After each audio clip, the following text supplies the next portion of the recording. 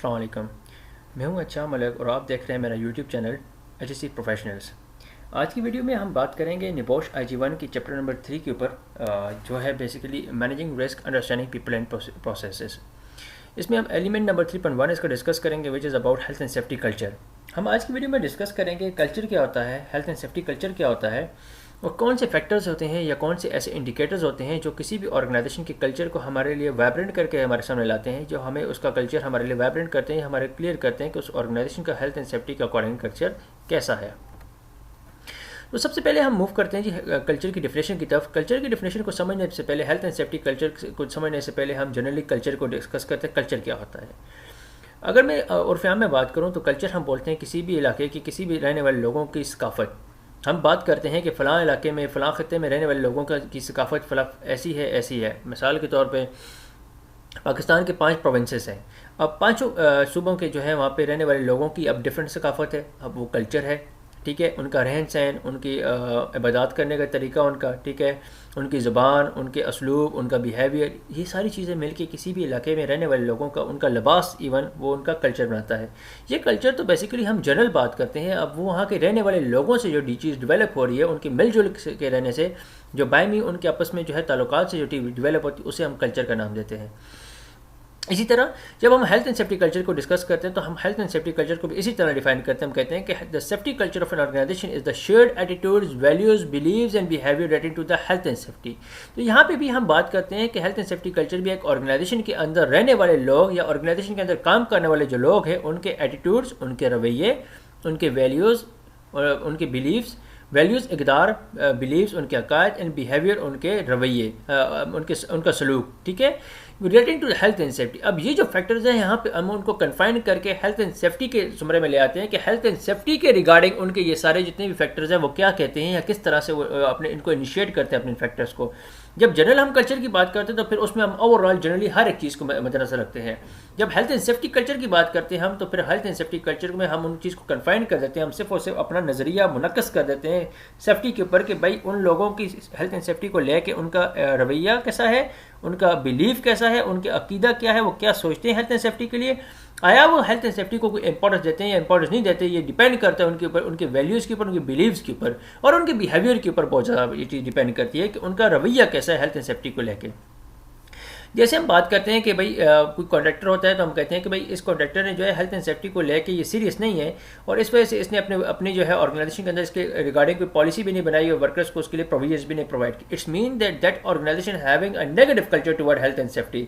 अब जो बंदा है वो नेगेटिवली इन्वॉल्व एक्टिविटीज़ के अंदर, या उसको जो है वहाँ पे मोटिवेशन जो है वो नेगेटिव मोटिवेशन, उसके बाद मोटिवेशन नहीं है हेल्थ एंड सेफ्टी को लेके, अगर होती और वो ये सारी चीज़ें कर रहा होता तो हम उस ऑर्गेनाइजेशन के कल्चर के बारे में बात करते हैं, वो पॉजिटिवली वहाँ पे डेवलप हो रहा है। अब यही बात है, कल्चर किसी भी ऑर्गेनाइजेशन का पॉजिटिव हो सकता है और नेगेटिव भी हो सकता है।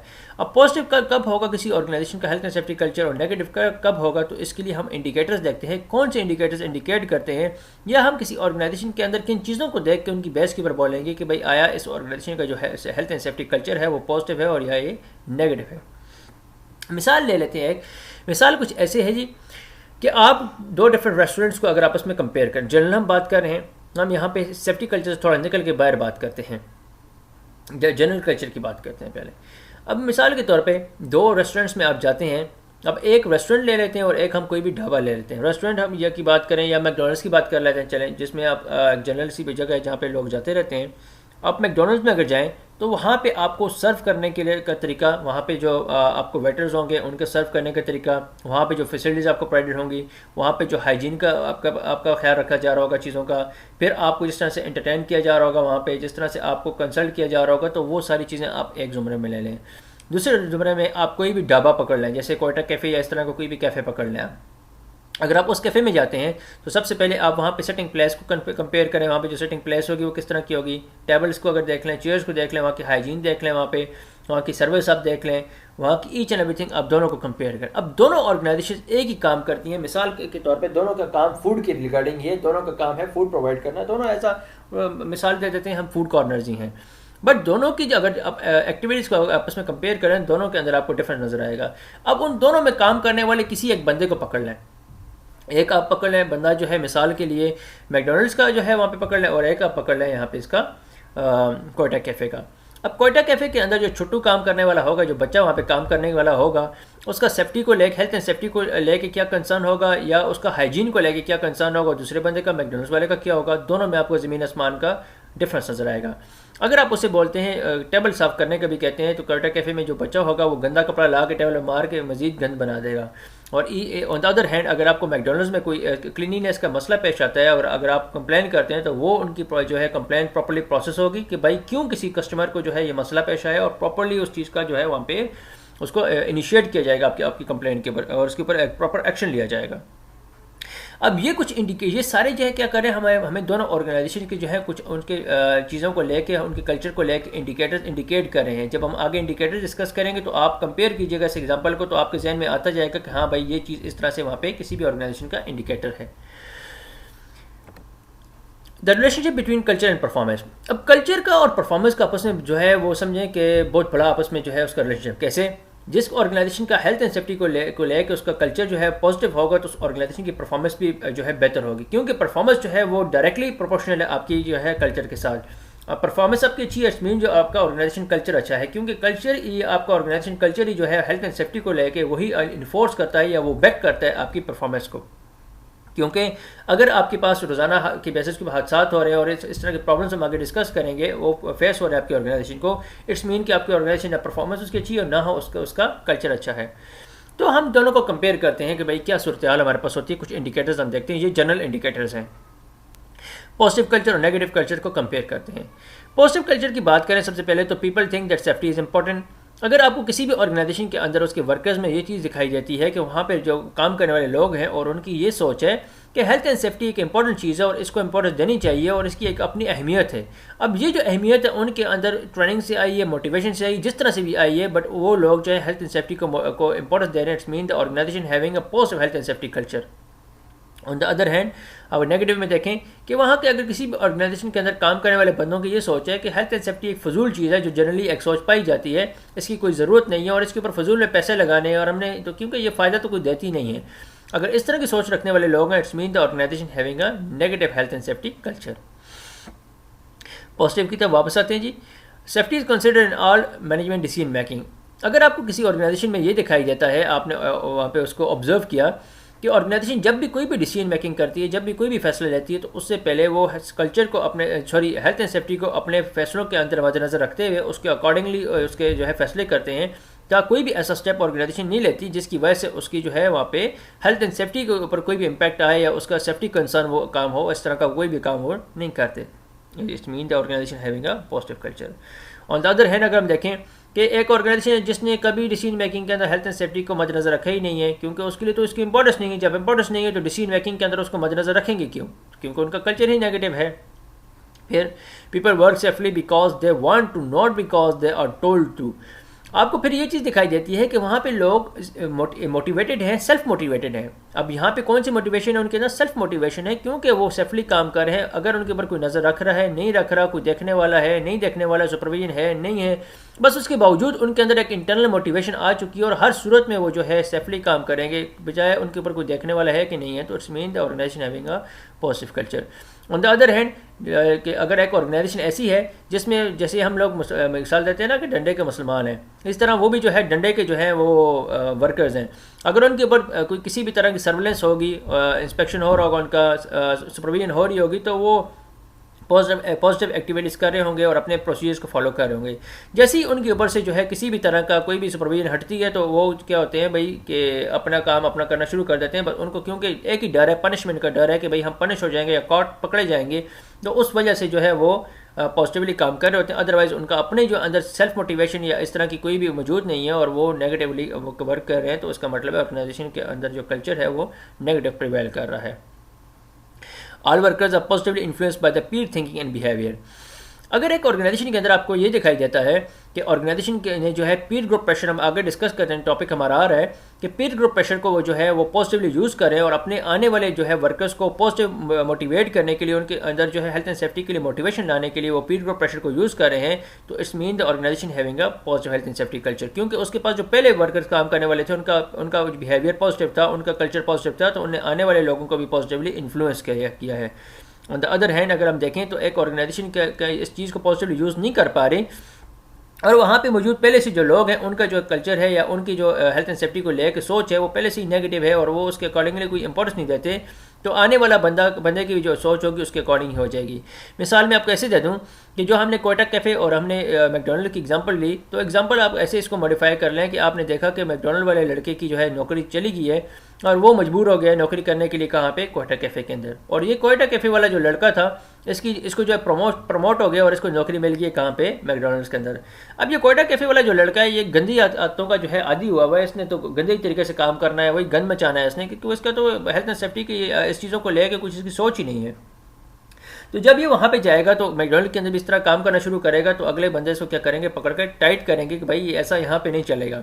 तो इस सूरत में आपको ये देखने को मिलेगा कि उसके अंदर वो बाकी लोगों की देखा देखी जैसे बाकी काम करेंगे, उसके ऊपर पीर group pressure, positive peer group pressure insert होगा बाकी लोगों की वजह से, क्योंकि पहले जो लोग वहाँ पे काम कर रहे हैं उनका हेल्थ एंड सेफ्टी को लेकर कल्चर क्या है, पॉजिटिव है, तो उसके अंदर भी एक पॉजिटिव चेंज आएगी और वो भी उन जैसा काम करना शुरू कर देगा। It's showing us a positive peer group pressure. On the other hand जो लड़का मैकडोनल्ड से कोयटा कैफ़े में काम करने के लिए आया है, तो वो तो पहले शुरू में तो वही स्टैंडर्ड्स अपनाएगा जो मैकडोनल्ड्स वाले हैं, तो पर करते करते बाकी लोगों की देखा देखी वो भी उनके ऊपर रास्ते पे चला जाएगा, क्योंकि उस ऑर्गेनाइजेशन के अंदर जो पीर ग्रुप प्रेशर था वो नेगेटिवली प्रिवेल कर रहा था। इन्फ्लुएंस ऑफ पीर्स की जब हम बात करते हैं तो पहले समझते हैं पीर होता क्या है। पीर बेसिकली बोलते हैं इक्वल को, इट्स अ लैटिन वर्ड, ये एक लैटिन वर्ड है जिसको पीर का मतलब है इक्वल। इक्वल से मुराद इन्फ्लुएंस ऑफ, इक्वल से बोल सकते हैं इन्फ्लुएंस ऑफ पीर्स। जब आपके ऊपर आप जैसों का जो है असर आता है तो वो कहते हैं हम पीर ग्रुप प्रेशर। मिसाल के तौर पे अगर आप 10th स्टैंडर्ड्स के अंदर पढ़ते हैं, 10वीं क्लास में पढ़ते हैं, तो 10वीं क्लास में पढ़ने वाले बाकी जितने भी स्टूडेंट्स होंगे उनका जो आपके ऊपर इन्फ्लुएंस आ रहा होगा, एक ही क्लास के अंदर बैठने वाले लोग एक ही IQ लेवल के होते हैं, एक ही एज के होते हैं, एक ही लेवल के होते हैं, तो उनका एक दूसरे के ऊपर जो इन्फ्लुएंस एक्सर्ट होता है तो इसको हम पीर ग्रुप प्रेशर बोलेंगे। इसी तरह तो ऑर्गेनाइजेशन में काम करने वाले लोगों की जब हम बात करते हैं तो वहाँ पे ऑर्गेनाइजेशन में भी सेम लेवल के लोग एक दूसरे के ऊपर इन्फ्लुएंस एक्सर्ट करते हैं। अगर वर्कर्स हैं तो सेम वर्कर जो काम करने वाले लोग हैं उनका एक दूसरे के ऊपर जो इन्फ्लुएंस एक्सर्ट होता है तो उसको हम बोलते हैं पीर ग्रुप प्रेशर। अब ऑर्गेनाइजेशन के अंदर हमेशा ये होता है कि जब भी मिसाल के तौर पे एक ऑर्गेनाइजेशन है, वहाँ पे 10 बंदे पहले से काम कर रहे हैं, 2 बंदे नए हायर हुए हैं, तो जब वो नए बंदे जाके पुराने बंदों से मिलेंगे तो एक आपस में उनका एक इंटरेक्शन अकर होगा। उस इंटरेक्शन अब कैसा है वो डिपेंड करता है ऑर्गेनाइजेशन कल्चर के ऊपर। तो जब इंटरेक्शन अकर होगा, उनका आपस में होगा, उनकी आपस में गपशप शुरू होगी, तो एक दूसरे के ऊपर उनका इन्फ्लुएंस पे एक्सर्ट होगा। अगर तो पहले वाले जो लोग वहाँ पे काम करने वाले 10 वर्कर पहले हैं, जो पहले वाले वर्कर हैं, उनका हेल्थ एंड सेफ्टी को लेके पॉजिटिव कल्चर और हेल्थ एंड सेफ्टी की इंपॉर्टेंस को वो समझते हैं, तो वो अपना एक पॉजिटिव इन्फ्लुएंस में आने वाले लोगों पे एक्सर्ट करेंगे। और अगर उनके अंदर कोई डिफिकल्टी थी, कोई कमी थी भी, तो वो ग्रेजुअली क्या होती जाएगी, वो खत्म होती जाएगी और वो भी हेल्थ एंड सेफ्टी को लेके और या किसी भी चीज़ को लेके उनका भी एक पॉजिटिव जो है वो रिस्पॉन्स शो होगा। इसी तरह से हायरार्की एक बनती है, क्योंकि जितने भी आप पीर ग्रुप प्रेशर होते हैं, अगर आप अपनी यूनिवर्सिटी लाइफ को देख लें, कॉलेज लाइफ को देख लें, तो आपकी क्लास में अंदर एक गुरु ज़रूर होता है जिसको हम बोलते हैं पैक का जो होता है आपका सरदार होता है। अब पैकिंग ऑर्डर बना होता है, वहाँ पे भी जो सबको लीड कर रहा होता है, कभी कोई हड़ताल करनी होती है, कुछ करना होती है, एक सबसे आगे होता है, बाकी उसको जो है मान रहे होते हैं, बाकी उसके अकॉर्डिंग चल रहे होते हैं, तो वो इस तरह है। बेसिकली पैक का जो वर्ड यूज़ करते हैं ये for the heard of Wolves के लिए यूज़ करते हैं। जैसे झुंड होता है आपका भेड़ियों का, उसको बोलते हैं पैक बोला जाता है। तो पैकिंग ऑर्डर वहाँ से निकला है। तो जैसे उसका अल्फ़ा होता है, उसका जो है अल्फ़ा जो होता है उसका इंचार्ज होता है या उसका हेड होता है उस पैक का, तो इसी तरह से ये अल्फ़ा जो है यहाँ पे आपका जो भी आपकी जो लीड करने वाला होगा तो वो होता है। इसी तरह एक पैकिंग ऑर्डर बन रहा होता है, एक हायरार्की बन रही होती है उन लोगों में भी, जिनके अपने कुछ नॉर्म्स एंड बिहेवियर होते हैं। जैसे मिसाल में आपको ऐसे दूँ कि क्लास में एक बंदा हुटिंग करता था, एक बंदा शरारत करता था, बाकी उसका कभी भी नाम नहीं लिया करते, क्योंकि उनके अपने कोई नॉर्म्स और बिहेवियर हुआ करते। क्योंकि अगर आप एक दफ़ा उसका नाम लोगे दूसरे दफ़ा तो आपका लेगा। तो इसी तरह से अगर ऑर्गेनाइजेशन के अंदर पॉजिटिव बिहेवियर है तो फिर तो वो प्रोसीजर्स को फॉलो करेंगे, नहीं है तो उनके negative norms and behaviour establish हुए होंगे और वो चीज़ों को क्या करेंगे, नेगेटिवली प्रोसीड कर रहे होंगे। अब इससे क्या होता है कि एक दूसरे के ऊपर पीर ग्रुप प्रेशर एक्सर्ट होता है, वो पॉजिटिव होगा, वो नेगेटिव होगा, दोनों तरह से हो सकता है, वो एक्सर्ट हो सकता है। जैसे एक जनरली मिसाल दी जाती है ना कि बोला जाता है कि अगर खुशबू वाले के साथ बैठेंगे तो आपसे खुशबू आएगी, अगर बदबू वाले बंदे के साथ बैठेंगे तो आपसे बदबू ही आएगी। तो वही मिसाल है कि आपके ऊपर आपके जो सोबत का असर होता है वो बहुत ज़्यादा होता है। अब वो सोबत डिपेंड करती है आप किस तरह की अपनी कंपनी रख रहे हैं, वो कंपनी का असर आपके ऊपर होता है। जो कि अगर इसको पॉजिटिवली यूज़ किया जाए पीर ग्रुप प्रेशर को, तो ये गुड इंडिकेटर है हेल्थ एंड सेफ्टी कल्चर का, अगर इसको ऑर्गेनाइजेशन जो है पॉजिटिवली यूज़ कर रही है वहाँ पे। Peer group pressure can be harness to encourage good safety related behaviour. जो है पीर ग्रुप प्रेशर को जो यूज़ कर सकते हैं, ऑर्गेनाइजेशन इसको यूज़ करती भी हैं अपनी ऑर्गेनाइजेशन के अंदर हेल्थ एंड सेफ्टी बिहेवियर्स को इस्टेब्लिश करने के लिए या पॉजिटिव कल्चर को डेवलप करने के लिए ऑर्गेनाइजेशन इसको यूज़ करती हैं। क्योंकि अगर ऑर्गेनाइजेशन ये देखती हैं कि उनके किसी भी वर्कर का जो बिहेवियर है वो ठीक नहीं है, तो उसको उठा के वो ऐसे ग्रुप में डाल देंगे और जो ग्रुप जो होगा सबसे तगड़ा होगा, जिसका जो है बिहेवियर बिल्कुल ठीक होगा, जिसका एटीट्यूड ठीक होगा, तो उनसे इन्फ्लुएंस एग्जर्ट होगा। इसकी एक और एग्जांपल मैं आपको दे दूँ, स्कूल कॉलेज में आप एग्जांपल ले लें। स्कूल में मोस्टली ऐसे हुआ करता है, जो क्लास का बिल्कुल पढ़ने वाला बंदा नहीं होता था, जो बिल्कुल जो है बिल्कुल बस शरारत में इसका मन होता था, उसको उठा के बिठा दिया जाता था किस बंदे के साथ जो क्लास का टॉपर होता है। किस लिए? इसका इसके ऊपर इन्फ्लुएंस आएगा। अब वो इन्फ्लुएंस कैसे आता था वो आपको भी पता है, मुझे भी पता है कि मोस्ट ऑफ द केसेस में तो जो पढ़ने वाला बंदा है वो खुद ही बर्बाद रहता है, बट उसका मकसद तो यही हुआ करता था कि ये करेगा, इसको पढ़ने पे साथ में लगा देगा। अब कुछ जनरल इंडिकेटर्स की बात करते हैं जी। आपका हेल्थ एंड सेफ्टी कल्चर को लेकर क्वेश्चन हमेशा आता है आपके निबोश IG1 के एग्जाम में। बाज़ औक़ात 10 का, बाज़ औक़ात 15 का, बाज़ औक़ात 20 नंबर का क्वेश्चन भी आता है, जिसमें आपसे पूछा जाता है कि positive indicators of health and safety culture बताएं और negative indicators of health and safety culture बताएं। तो कल्चर जो है बड़ा एक इंपॉर्टेंट टॉपिक है। इसमें जनरली आपने इंडिकेटर्स ही बताने होते हैं। जैसे मिसाल के तौर पर पहला इंडिकेटर यहाँ पे देखते हैं एक्सीडेंट्स। अगर तो आपको ये नज़र आता है किसी ऑर्गेनाइजेशन के अंदर बड़े फ्यू जो है वहाँ पे एक्सीडेंट्स हो रहे हैं और उसने जो है हेल्थ सेफ्टी को जो है वहाँ पे इम्प्लीमेंटेशन उसकी प्रॉपर की हुई है और बड़ा कंट्रोल एनवायरनमेंट है, तो इसका मतलब एक्सीडेंट्स का रिड्यूस होना या कम उसका नंबर कम होना या ना होना वो पॉजिटिव कल्चर को शो कर रहा है कि ऑर्गेनाइजेशन ने हेल्थ एंड सेफ्टी के लिए काम किया है ना। अगर काम किया तो वो उनका पॉजिटिविटी होने की। अगर ऑन द अदर हैंड बात करें, अगर वो उसका नंबर ऑफ एक्सीडेंट्स हाई है और हेल्थ एंड सेफ्टी को लेकर सीरियस नहीं है ऑर्गेनाइजेशन, तो ये सारी चीज़ें जो है हमें नेगेटिव उसका कल्चर बता रही हैं। और एक्सीडेंट के साथ साथ चीज़ जुड़ी हुई आती है। हमेशा जब भी हादसा होगा तो उसके साथ स्टैंडर्ड ऑफ इन्वेस्टिगेशन या लेवल ऑफ इन्वेस्टिगेशन आएगा।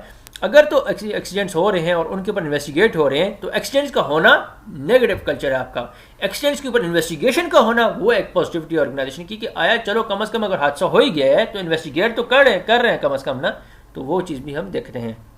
दैन सिकनेस रेट्स, हम देखते हैं कि बंदों का जो है बीमार होने के जो है रेट क्या है, कितने लोग बीमार होते हैं आए रोज़ जो है। अब सिकनेस रेट और अब एब्सेंटिज्म रेट आपके साथ डायरेक्टली प्रोपोर्शनल है। अगर लोग बीमार होंगे तो डेफिनेटली वो एब्सेंट भी होंगे। बाज़ औक़ात लोग जो एब्सेंटिज्म को हम डिफ्रेंशिएट इस वजह से भी करते हैं, बाज़ औक़ात अगर लोग जो है ऑर्गेनाइजेशन के प्रोसीजर से खुश नहीं हैं, वो तंग हैं उसके प्रोसीजर से और अपने वर्क से सेटिस्फाई नहीं है, तो उसकी वजह से भी एब्सेंटिज्म रेट जो है ऑर्गेनाइजेशन का क्या होता है, हाई होता है। स्टाफ टर्नओवर, स्टाफ ऑर्गेनाइजेशन के पास अगर तो आपको ये दिखाई देता है कि रिटेंड है, मतलब 8 साल 10 साल 20 साल से लोग लगे हुए हैं और जॉब छोड़ के नहीं जाते, इसका मतलब है कि वो सेटिस्फाई अपने जॉब से, वो पॉजिटिविटी उस ऑर्गेनाइजेशन की। ऑन द अदर हैंड लोग आते हैं और भाग जाते हैं, लोग आते हैं और भाग जाते हैं, कोई काम करना वहाँ पे पसंद नहीं करता और स्टाफ टर्नओवर बहुत हाई है, it's showing a negative culture. Compliance में सेफ्टी रूल्स, आपको ये ऑब्जर्व किया कि ऑर्गेनाइजेशन में जितने भी हेल्थ एंड सेफ्टी के जो प्रोसीजर्स बनाए जाते हैं, जो रूल एंड रेगुलेशन बनाए जाते हैं, उनको पॉजिटिवली जो है उसका कंप्लायंस आपको दिखाई देती है। वर्कर्स उसके साथ कंप्लाई करते हैं, उनको फॉलो करते हैं, उसके अगेंस्ट कोई भी काम नहीं करता, तो कंप्लायंस भी एक उसकी पॉजिटिविटी शो करती है। ऑन द अदर हैंड अगर इसकी नॉन कंप्लायंस की बात करेंगे तो वो आपकी नेगेटिविटी हो जाएगी या नेगेटिव कल्चर को शो करेगा। वर्कर्स कंप्लेंट्स अबाउट कंडीशन, अब वर्कर्स की कंप्लेन करना कंडीशंस के बारे में ये शो करता है कि ऑर्गेनाइजेशन हेल्थ एंड सेफ्टी के अंदर कोई लैकनेस है, तो तब वर्कर्स कंप्लेन कर रहे हैं ना। अब वर्कर्स का कंप्लेन करना, उनका मसाइल को उजागर करना, अगर कंप्लेंट्स आ रही हैं बहुत ज़्यादा तो ये एक नेगेटिव कल्चर शो कर रही है कि नेगेटिविटी ऑर्गेनाइज शो करें। But on the other hand अगर हम ये देखें कि वर्कर्स कंप्लेंट्स कर रहे हैं तो इसका मतलब है कि ऑर्गेनाइजेशन ने कोई ऐसा प्रोसीजर बनाया हुआ है जिसके थ्रू जो है ऑर्गेनाइजेशन तक उसके मसाइल पहुँच रहे हैं। जैसे कंसल्टेशन का कोई निज़ाम बनाया होगा या एक्सीडेंट या इंसिडेंट की रिपोर्टेशन का कोई निज़ाम बनाया होगा, वो निज़ाम का होना, इस प्रोसीजर का होना वहाँ पे जो है ये आपके पास जो है पॉजिटिव कल्चर को शो करता है कि इवन ऑल दो जो है ऑर्गेनाइजेशन ने कोई सिस्टम तो बनाया है ना कि भाई जिसके थ्रू जो है उन चीज़ों को रिपोर्ट किया जाए। अगर सिस्टम ही ना होता उनके पास तो ये भी तो एक नेगेटिव आपके पास इंडिकेटर था कि बंदे अपने मसाइल कैसे बताएंगे। तो इस तरह के जो हम कई एक इंडिकेटर्स देख सकते हैं कि अगर आपको कोई भी पॉजिटिविटी दिखाई देती है ऑर्गेनाइजेशन के अंदर मैनेजरियल अप्रोचेस को देख के, ऑर्गेनाइजेशन की वर्क प्रैक्टिसेस को देख के, ऑर्गेनाइजेशन की जो है आउटफ्लक्स को देख के पॉजिटिव चीज़ नजर आती है कोई भी, तो वो सारे के सारे हम हेल्थ एंड सेफ्टी के पॉजिटिव इंडिकेटर्स में लेके जाते हैं। और इसके बरक्स अगर सारी बातें की जाए तो वो मोस्ट ऑफ द चीज़ें जो है हम ऑर्गेनाइजेशन के नेगेटिव कल्चर में लेके जाते हैं। तो कल्चर को समझें, कोई भी ऐसी एक्टिविटी हो रही होगी और वहाँ पे चाहे वो वर्कर्स के बिहेवियर को लेके हो रही है, उनके एटीट्यूड्स को, उनके वैल्यूज़ को, उनके बिलीव्स को, या यही चीज़ें मैनेजमेंट की तरफ से हो रही हैं, तो वो सब की सब चीज़ें मिलकर ऑर्गेनाइजेशन क्या करती हैं, वहाँ पे कल्चर डेवलप करती हैं। होपफुली जी आपको ये टॉपिक अच्छे तरीके से समझ आया होगा। ये बेसिकली इंट्रोडक्शन था हमारा कल्चर का कि हमने कल्चर को पढ़ा है कि हेल्थ एंड सेफ्टी कल्चर क्या होता है। नेक्स्ट वीडियो में इंशाल्लाह ताला हम डिस्कस करेंगे कि how we can improve health and safety culture. अब कल्चर तो अगर ऑर्गेनाइजेशन का नेगेटिव है तो उसको इंप्रूवमेंट की जरूरत तो है ना, तो हम उसको इंप्रूव कैसे करेंगे, कौन से स्टेप्स एंड मेजर लेके हम किसी भी ऑर्गेनाइजेशन का health and safety culture improve कर सकते हैं, इंशाल्लाह ताला नेक्स्ट वीडियो में हम उसको डिस्कस करेंगे। तब तक के लिए जी अल्लाह हाफिज़।